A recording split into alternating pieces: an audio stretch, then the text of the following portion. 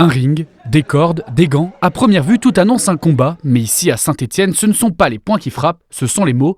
Sur ce ring de boxe, pas de chaos physique, seulement des idées qui s'affrontent, des voix qui tremblent parfois et des discours qui cherchent à toucher juste.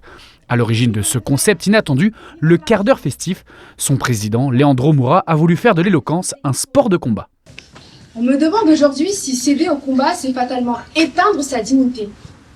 Alors je pense qu'intact, on ne peut le naître, et que vulnérabilité n'est que maître de nos failles. L'année passée, on a fait un concours, très simplement, c'était un concours dans des salles normales, et j'ai voulu innover.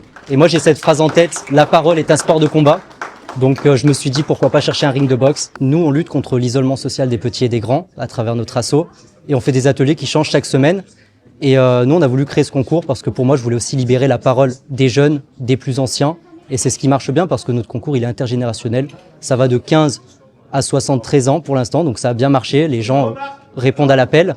Ici, chaque duel est réglé comme un match. 6 minutes pour convaincre. Les sujets frappent fort. Dans un monde de coups, la parole peut-elle encore faire chaos ? Pour corser l'exercice, certains montent sur le ring avec des gants. Impossible de lire ses notes, il faut improviser. Un ring comme un espace de liberté. Président du jury, Majid Merwan, directeur technique du Boxing Club du Soleil, a tout de suite vu le lien.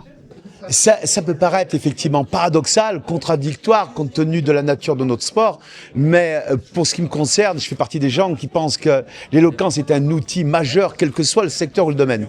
Et même dans le cadre de notre sport, savoir se faire valoir et se faire savoir dans ces moments particuliers, en dehors du ring, c'est majeur. Sur ce ring, on n'essaie pas de mettre l'autre à terre, on cherche à convaincre sans écraser, à débattre sans frapper. Ici, le courage ne se mesure pas à la force des bras, mais à la puissance des mots. À Saint-Étienne, les combats les plus intenses ne font parfois aucun bruit, et la parole ce soir-là est sortie victorieuse.